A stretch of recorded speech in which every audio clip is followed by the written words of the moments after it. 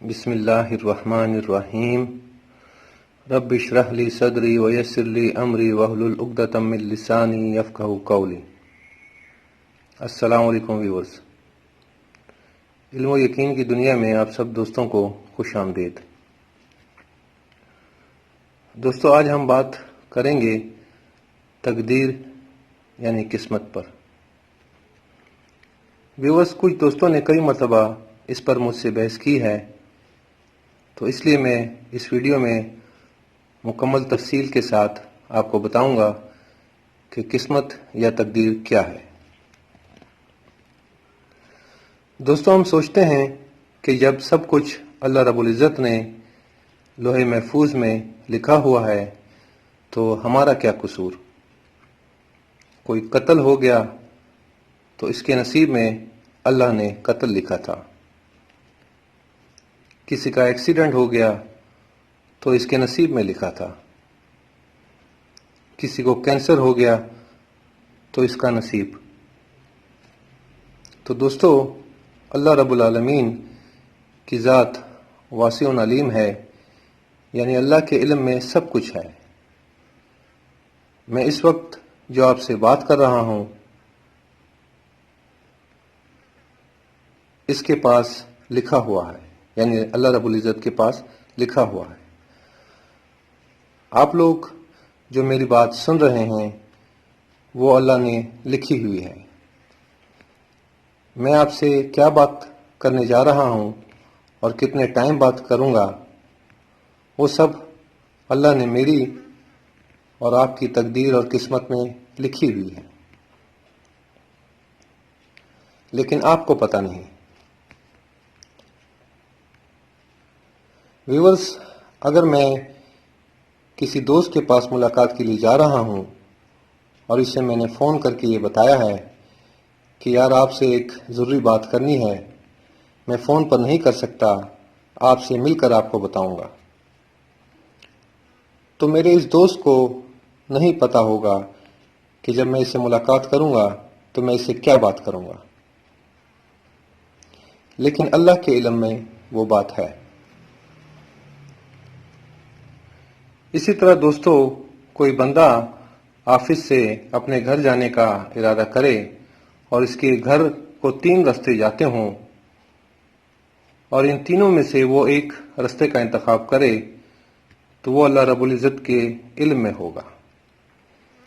اسی طرح اگلے دن وہ کسی اور راستے کا انتخاب کرے تو وہ بھی اللہ رب العزت کے علم میں پہلے سے ہوگا۔ اسی طرح تیسرے دن کسی اور راستے کا انتخاب کرے تو وہ بھی اللہ رب العزت کے علم میں ہوگا۔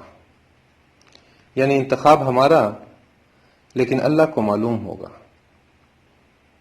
اس کو دوستو رب العالمین کہتے ہیں، جس کا علم بہت بلند اور وسیع ہے۔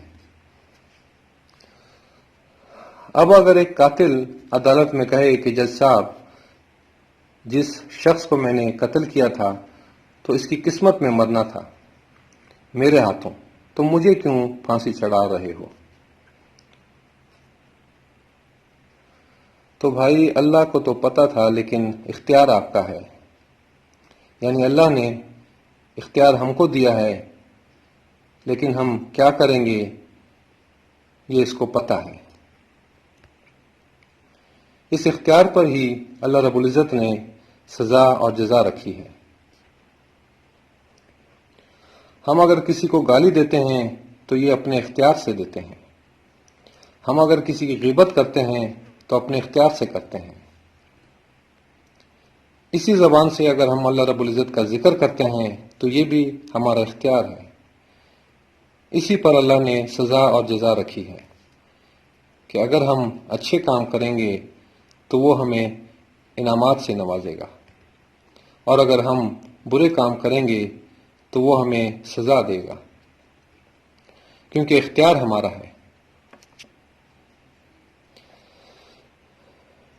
ایک واقعہ دوستو ہم نے اسکول میں پڑھا تھا، وہ سناتا چلوں تاکہ آپ کو اور بہتر طریقے سے قسمت اور تقدیر کو سمجھ سکیں۔ محمود غزنوی کے دربار میں البیرونی، جو کہ علم نجوم کے حوالے سے استاد مانے جاتے تھے۔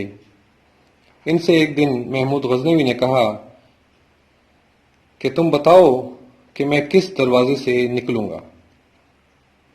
انہوں نے ایک پرچی لکھ کر ایک پتھر یا برتن کے نیچے رکھ دی اور کہا کہ بادشاہ سلامت، جب آپ دروازے سے نکل جائیں تو پھر اس پرچی کو پڑھیے گا۔ اس کے بعد محمود غزنوی نے حکم دیا کہ مشرق کی طرف سے ایک دروازہ نیا بناؤ، میں وہاں سے نکلوں گا۔ پھر جب پرچی دیکھی تو اس میں یہی لکھا ہوا تھا۔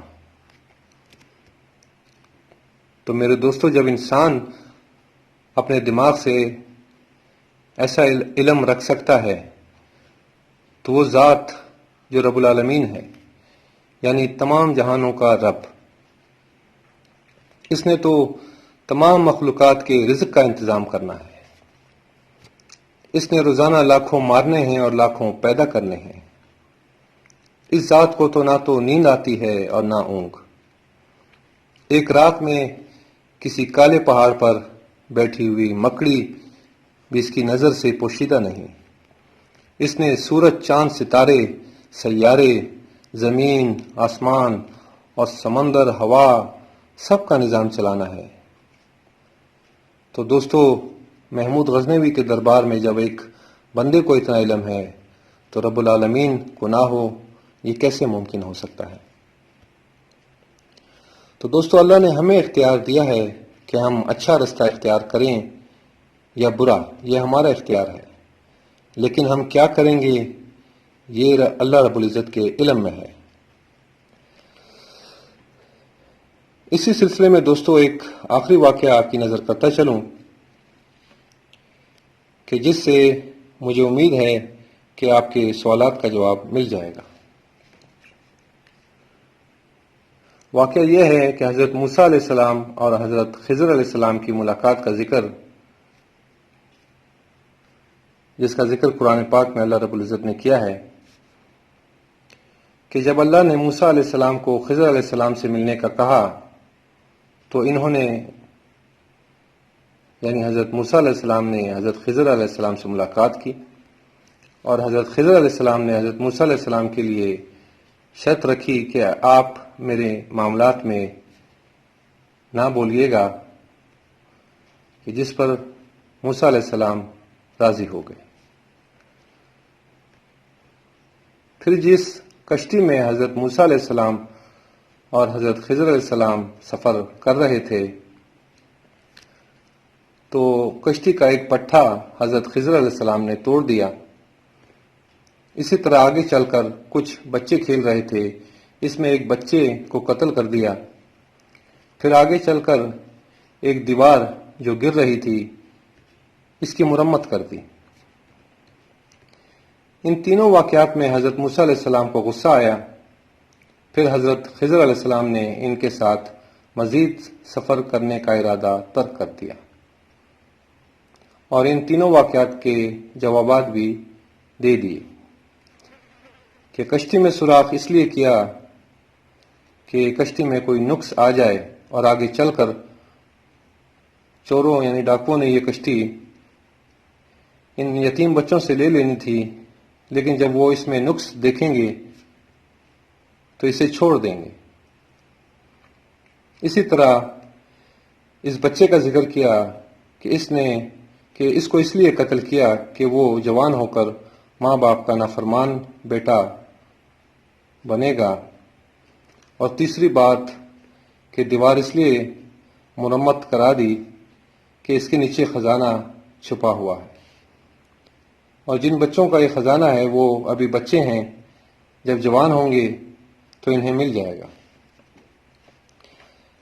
دوستو، حضرت خضر علیہ السلام کو اللہ نے علم تکوین دیا تھا۔ علم تکوین اور عالم تکوین کیا ہے، اس کی تفصیل ہم اپنی اگلی ویڈیو میں آپ سے شیئر کریں گے۔